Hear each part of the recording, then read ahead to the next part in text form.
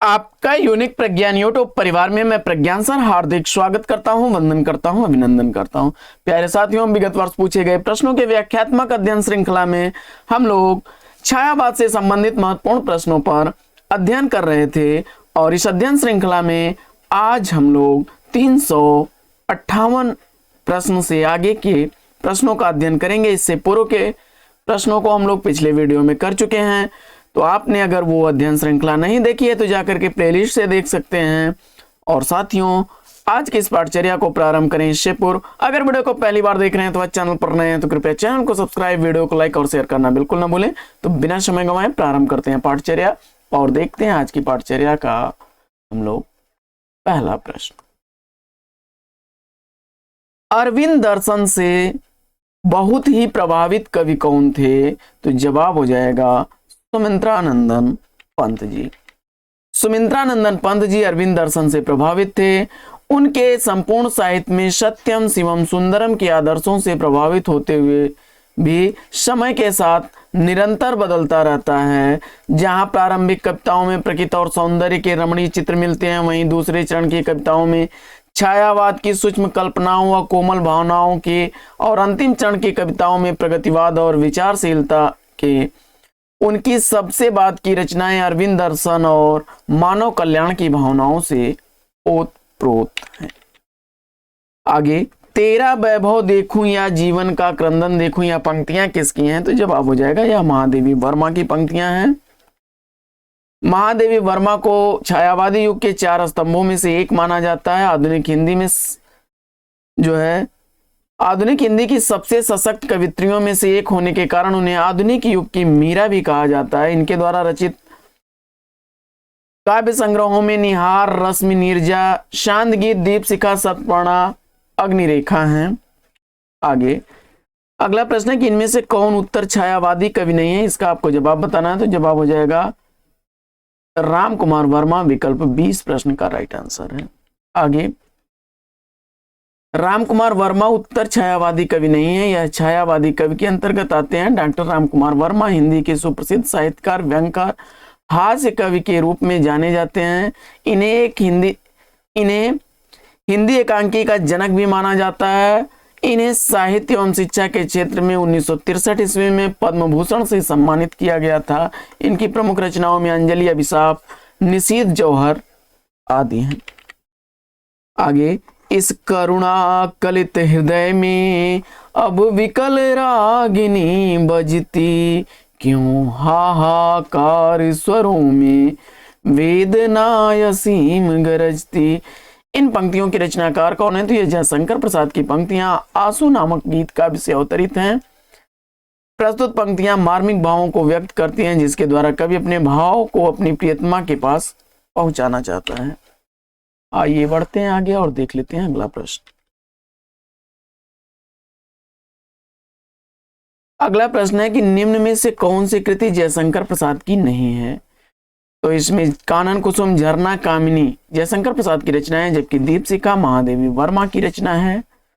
आंसू, लहर, झरना, कानन कुसुम, कामायनी ये रचनाएं जयशंकर प्रसाद की हैं। साहित्य में महाप्राण किस कवि के लिए प्रयुक्त होता है? तो महाप्राण सूर्यकांत त्रिपाठी निराला के लिए प्रयोग किया जाता है। इनका एक नाम सूर्य कुमार भी था और इन्हें मुक्तक छंद का प्रवर्तक भी कहा जाता है। बढ़ते हैं प्रश्न संख्या 364 की तरफ और यह प्रश्न है कि मिलन का मत नाम लो, मैं विरह में चीर हूं। यह पंक्तियां किस रचनाकार की हैं? यह महादेवी वर्मा की पंक्तियां हैं। विकल्प ए इसका राइट आंसर है। इन्हें आधुनिक युग की मीरा भी कहा जाता है। इनके प्रमुख काव्य संग्रहों में निहार, रश्मि नीरजा, शांत गीत, दीप शिखा और यामा है। यामा पर ज्ञानपीठ पुरस्कार इन्हें दिया गया। मैं नीर भरी दुख की बदली, यह पंक्तियां किसकी हैं? तो यह पंक्तियां महादेवी वर्मा की पंक्तियां हैं। इसके अलावा कुछ अन्य पंक्तियों को देख लेते हैं। तो दो पदम पलाश चषक से दृग देते अनुराग विराग ढाल जयशंकर प्रसाद की पंक्तियां हैं। वहीं दुख ही जीवन की कथा रही, क्या कहूं आज जो नहीं कही सूर्यकांत त्रिपाठी निराला की पंक्तियां हैं। और वियोगी होगा पहला कवि, आह से उपजा होगा गान सुमित्रानंदन पंत की पंक्तियां हैं। आगे, हिंदी काव्य की आधुनिक मीरा किसे कहा जाता है? तो जवाब हो जाएगा महादेवी वर्मा को विकल्प ए इस प्रश्न का राइट आंसर है। हिंदी काव्य की आधुनिक मीरा महादेवी वर्मा को कहा जाता है। महादेवी वर्मा काव्य साहित्य में अज्ञात प्रियतम के लिए वेदना ही इनके हृदय का भाव केंद्र है, जिससे अनेक प्रकार की भावनाएं टूट टूट कर झलक मारती रहती हैं। वेदना से इन्होंने अपना स्वाभाविक प्रेम व्यक्त किया है, उसी के साथ वे रहना चाहते हैं। जबकि सुभद्रा कुमारी चौहान राष्ट्रीय काव्य धारा से संबंधित रचना है। अगला प्रश्न है कि छायावादी युग का प्रवर्तक किसे कहा जाता है? तो छायावादी युग का प्रवर्तक जयशंकर प्रसाद को कहा जाता है। झरना में सर्वप्रथम छायावादी प्रवृत्तियों का समावेश होता है। झरना को ही छायावाद की प्रथम प्रयोगशाला भी कहते हैं। प्रथम प्रभात जयशंकर प्रसाद की प्रथम छायावादी रचना है। मुकुटधर पांडे को लिखित रूप से छायावाद शब्द का प्रथम प्रयोक्ता स्वीकार किया जाता है। पांडे ने यानी मुकुटधर पांडे ने जबलपुर से प्रकाशित पत्रिका में सन 1920 ईस्वी में हिंदी में छायावाद शीर्षक से 4 खंडों में एक लेख प्रकाशित करवाया था। प्रकाशन वर्ष के अनुसार महादेवी वर्मा की निम्नलिखित रचनाओं का सही अनुक्रम क्या होगा? तो निहार 1930 ईस्वी की प्रकाशित रचना, दीपशिखा 1942 ईस्वी की प्रकाशित रचना है, नीरजा 1935 ईस्वी की प्रकाशित रचना है और रश्मि 1932 ईस्वी की रचना है। यानी विकल्प इसका जो है सही कौन सा बनेगा? तो निहार 1930 ईस्वी, इसके बाद रश्मि 1932 ईस्वी, नीरजा 1935 ईस्वी और दीपशिखा 1942 ईस्वी की रचना है। विकल्प डी इसका राइट आंसर है। अगला प्रश्न है कि निम्नलिखित में से निराला की व्यंग परक कविता कौन सी है? इसका आपको जवाब बताना है। तो जवाब आपका हो जाएगा विकल्प बी कुकुरमुत्ता। सूर्यकांत त्रिपाठी निराला की अन्य रचनाओं में अनामिका, परिमल, गीतिका, तुलसीदास, अणिमा, बेला, नए पत्ते, आराधना, अर्चना, गीत गुंज, शांतिकांकली हैं। शांतिकांकली इनके मरणोपरांत प्रकाशित हुई थी, याद रखिएगा, यह इंपॉर्टेंट तथ्य है। निराला की बादल राग कविता का संबंध किससे है? निराला की बादल राग कविता का संबंध आपको बताना है और इस प्रश्न का जवाब आपने चयनित कर लिया विकल्प डी प्रकृति सौंदर्य से।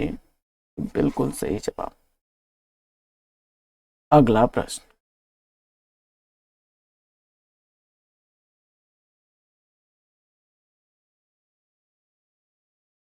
अगला प्रश्न है कि इस पंत को किस काव्य कृति पर ज्ञानपीठ पुरस्कार दिया गया? तो बड़ा आसान सा जवाब हो जाएगा, चिदम्बरा के लिए 1959 ईस्वी का ज्ञानपीठ पुरस्कार सुमित्रानंदन पंत को दिया गया। ये छायावादी कवि हैं और इन्हें प्रकृति का सुकुमार कवि भी कहा जाता है।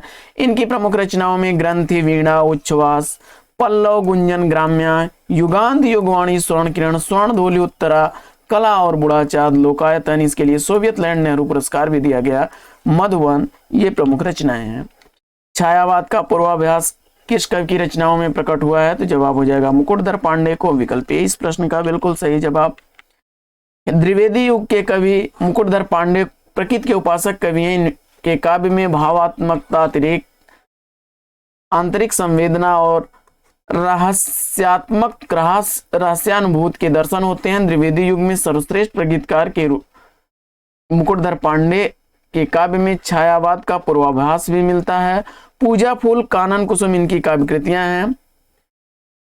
छायावाद के पहले चरण में मुकुटधर पांडे, श्रीधर पाठक, राम नरेश त्रिपाठी आदि हैं, जिन्हें आचार्य शुक्ल ने सच्चे स्वच्छंदतावादी कहते थे। दूसरे चरण में इसी काव्य प्रगति को प्रौढ़तम उत्कर्ष पर पहुंचाने वाले कवि प्रसाद, निराला, पंत और वर्मा थे, जिन्हें छायावाद का कवि माना जाने लगा। चित्रात्मक भाषा और लाक्षणिक पदावली किस युग के कवि की विशेषता रही है? किस युग की विशेषता रही है? तो जवाब हो जाएगा विकल्प ए छायावाद। छायावाद स्वानुभूत की प्रवृत्ति छायावाद की कविताओं में देखने को मिलती है। प्रकृति का स्वतंत्र, सुंदर एवं सजीव चित्रण प्राप्त होता है। साथ ही साथ युगानुरूप वेदना की प्रकृति भी पाई जाती है। कवि ने अपने को अनुभूति को चित्रात्मक एवं लाक्षणिक शैली में व्यक्त किया है। आगे, आधुनिक काल की किस काव्य धारा में रहस्यवाद की भावना पाई जाती है? तो जवाब हो जाएगा छायावाद। छायावाद का अर्थ रहस्यवाद से भी आचार्य शुक्ल ने माना है। और सभी छायावाद कवियों द्वारा अज्ञात सत्ता के प्रतिभाव व्यक्त किए गए हैं। निराला का जन्मस्थल बताना है आपको, तो सूर्यकांत त्रिपाठी निराला का जन्मस्थल जो है उन 1896 ईस्वी में हुआ था, महिषादल राज के मेदिनीपुर में। तो विकल्प सी इसका राइट आंसर है, बंगाल में पड़ता है महिषादल। अगला प्रश्न,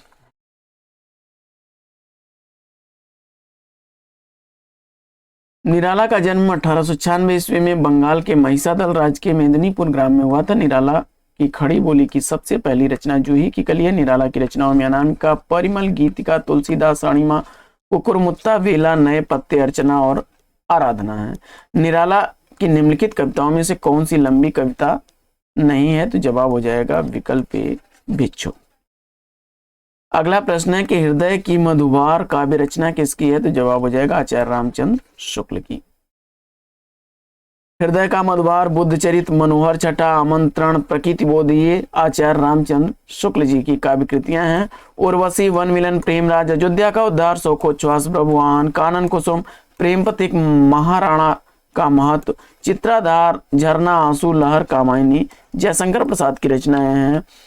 वहीं अनामिका, परिमल, गीतिका, तुलसीदास, कुकुरमुत्ता, अणिमा, बेला, नए पत्ते, अर्चना, आराधना, गीत गुंज, सांध काकली, सूर्यकांत त्रिपाठी निराला की काव्य कृतियां हैं। उच्छ्वास, ग्रंथि, वीणा, पल्लव, गुंजन, युगांत, युगवाणी, ग्राम्या, स्वर्ण किरण, स्वर्ण धूल, युग पथ, उत्तरा, कला और बूढ़ा चांद, अंतिमा, लोकायतन, चिदम्बरा, वाणी, सत्यकाम आदि प्रकृतिवादी सुकुमार कवि सुमित्रानंदन पंत की काव्य कृतियां हैं। पंचवटी प्रसंग काव्य के रचयिता कौन है? पंचवटी प्रसंग, देखिए यहाँ पर पंचवटी प्रसंग की बात की जा रही है, पंचवटी की बात नहीं की जाती। पंचवटी जो है गुप्त जी की भी रचना है, लेकिन यहाँ पंचवटी प्रसंग यह जो है सूर्यकांत त्रिपाठी निराला की रचना है और यह उनके परिमल काव्य संग्रह में संकलित रचना है। परिमल में अधिवास, विच्छुक, विधवा, तुम और मैं कविताएं भी संकलित हैं। आकाश गंगा काव्य संग्रह के रचनाकार कौन है? तो आकाश गंगा काव्य संग्रह राम कुमार वर्मा द्वारा लिखा गया है। आकाश गंगा, रूप राशि, निशीथ, चित्ररेखा ये राम कुमार वर्मा के काव्य संग्रह हैं। अपनी रचनाओं के माध्यम से डॉक्टर राम कुमार वर्मा ने सर्ववादी चेतना को व्यक्त करने का प्रयास किया, जो प्रकृति के विभिन्न रूपों में मानवीकरण के रूप में लक्षित होता है और यह कहीं रहस्यवादी संकेतों के रूप में परिलक्षित होता है। कुमकुम, रश्मिरेखा, पलक, क्वास, हम बिस्पाई, जन्म के, विनोबा, स्तवन, उर्मिला, बालकृष्ण शर्मा, नवीन के काव्य संग्रह हैं। वहीं मधुकर्ण, प्रेम संगीत, मानव और एक दिन ये भगवती शरण वर्मा की काव्य रचनाएं हैं। आइए बढ़ते हैं अगले प्रश्न की तरफ और देखते हैं अगला प्रश्न। अगला प्रश्न है कि सप्तपर्णा किसकी कृति है? तो सप्तपर्णा कृति महादेवी वर्मा की है। विकल्प सी इसका राइट आंसर है। निहार, रश्मि, नीरजा, शांत गीत, यामा, दीप शिखा, सप्तपर्णा आदि आधुनिक युग में मीरा के नाम से प्रसिद्ध छायावादी कवित्री महादेवी वर्मा की रचनाएं हैं। वहीं अनामिका, परिमल, गीतिका, तुलसीदास, कुकुरमुत्ता, अणिमा, बेला, नए पत्ते, अर्चना, आराधना, गीत गुंज, सांध काकली छायावादी प्रमुख कवि महाप्राण सूर्यकांत त्रिपाठी निराला की काव्य कृतियां हैं। इसके अलावा उर्वशी, वन मिलन, प्रेमराज, अयोध्या का उद्धार, शोकोच्छ्वास, प्रभुआहन, कानन कुसुम, प्रेम पथिक, महाराणा का महत्व, चित्राधार, झरना, आंसू, लहर, कामायनी जयशंकर प्रसाद की रचनाएं।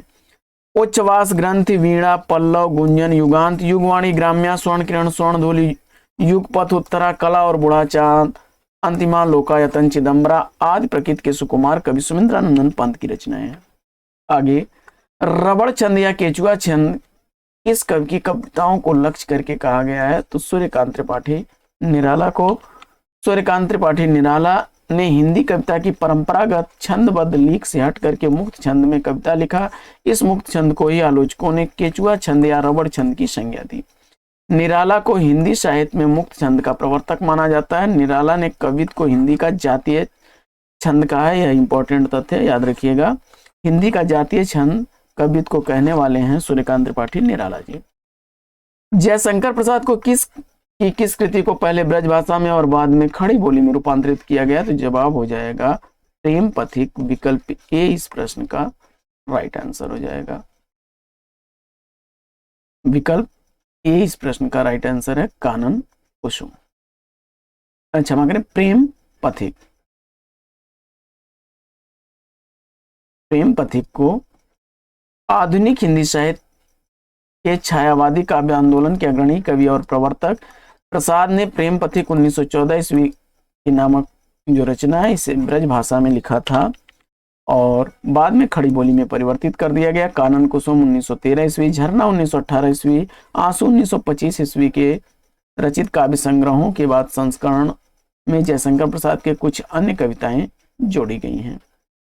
उर्वशी, वन मिलन, प्रेमराज, अयोध्या का उद्धार, सुखोच्छ्वास, ब्रभुवाहन, महाराणा मात, चित्राधार, लहर और कामायनी ये रचनाएं प्रसाद की हैं। निराला की जूही की कली किसका उदाहरण है, तो यह मुक्त छंद का उदाहरण है।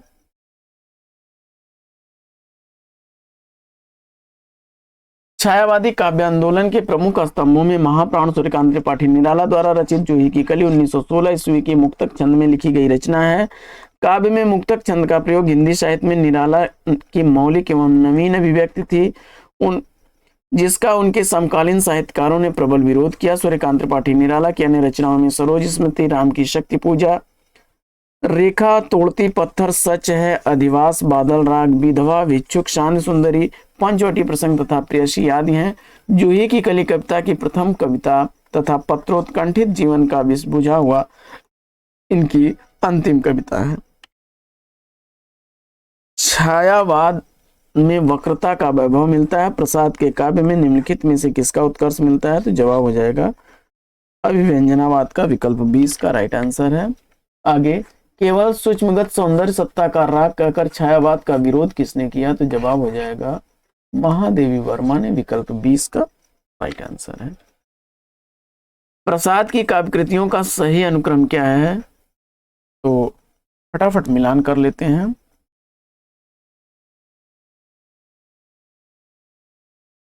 उर्वशी, तो उर्वशी, झरना, आंसू और लहर। विकल्प सी इसका राइट आंसर है।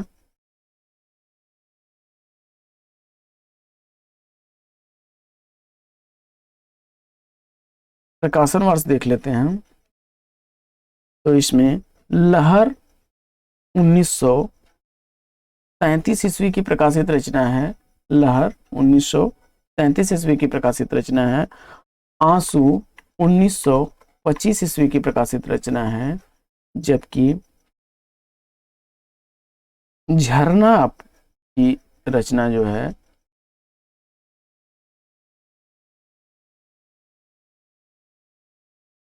झरना 1918 ईस्वी की है और उर्वशी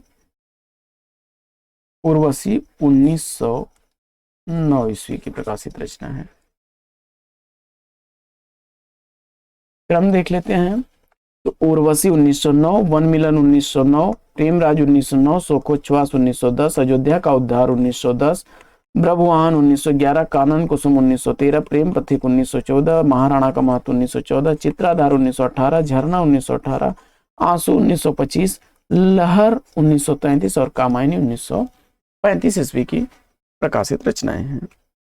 बढ़ते हैं आगे और देख लेते हैं।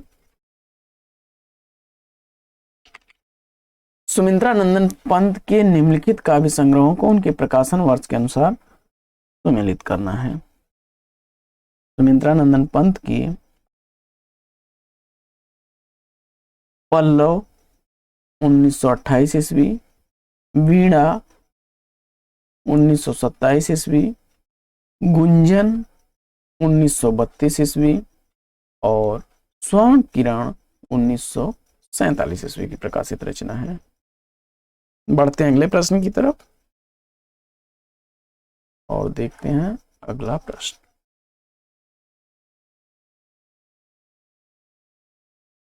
गीत गुंज किस कवि की रचना है? गीत गुंज किस कवि की रचना है? तो गीत गुंज के रचनाकार सूर्यकांत त्रिपाठी निराला हैं।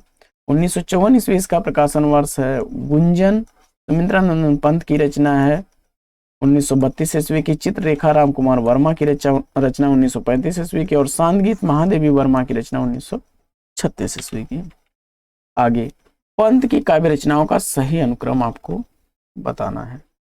सुमित्रानंदन पंत की रचनाओं को बताना है।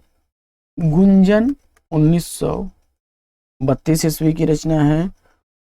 पल्लव 1928 ईस्वी की रचना है। ग्राम्य 1940 ईस्वी की प्रकाशित रचना है। और ग्राम्य के बाद युगांत, युगांत का रचना काल 1936 ईस्वी है। तो आपकी रचना हो जाएगी पहली पल्लव, पल्लव 1936 ईस्वी। इसके बाद गुंजन 1932 ईस्वी, युगांत 1928 ईस्वी और ग्राम्य 1940 ईस्वी।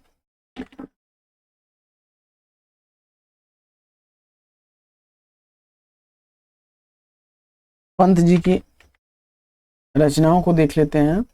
उच्छ्वास 1920 ईस्वी की, ग्रंथ 1920, पल्लव 1928, गुंजन 1932, युगांत 1936, युगवाणी 1939, ग्राम्या 1940, स्वर्ण किरण 1947, स्वर्णधोली 1947,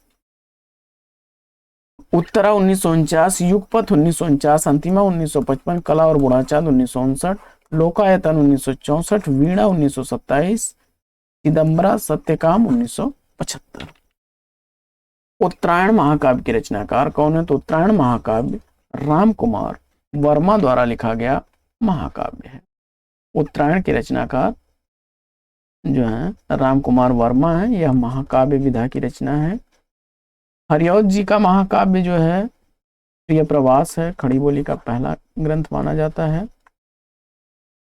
और आद्रा का ग्रंथ है सिया राम शरण गुप्त जी का। रामनरेश त्रिपाठी का मिलन खंड काव्य है, काफी चर्चित। आइए बढ़ते हैं आगे और देख लेते हैं। प्रकाशन काल के अनुसार रचनाओं का सही अनुक्रम क्या है?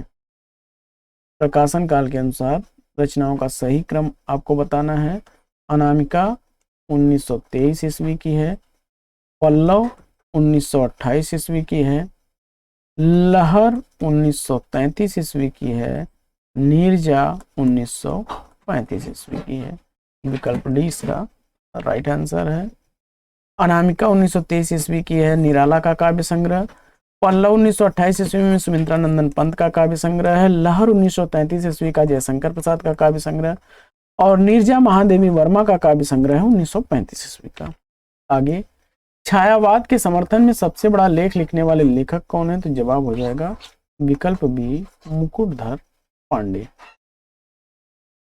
1920 ईस्वी में जबलपुर से प्रकाशित श्री शारदा पत्रिका में हिंदी में छायावाद नामक शीर्षक से लिखा गया था। हिंदी में छायावाद शब्द का पहला प्रयोग मुकुटधर पांडे ने किया था।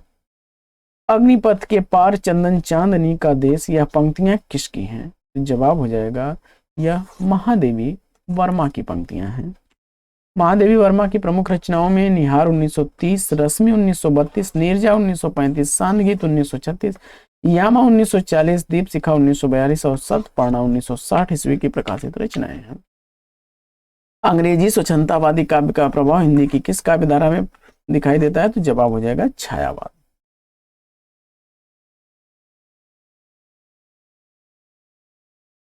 अगला प्रश्न है कि छायावाद की निम्नलिखित विशेषताएं कौन सी हैं?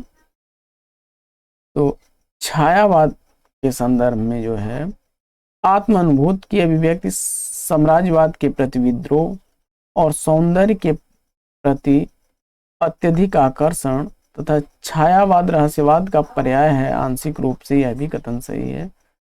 तो इसमें जो है